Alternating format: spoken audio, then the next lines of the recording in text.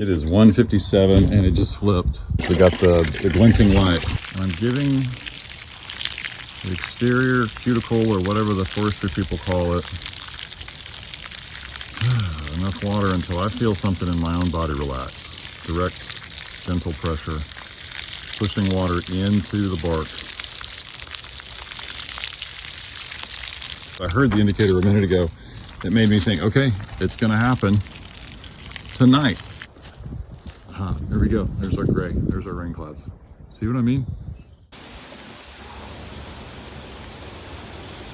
Rainfall on forecast.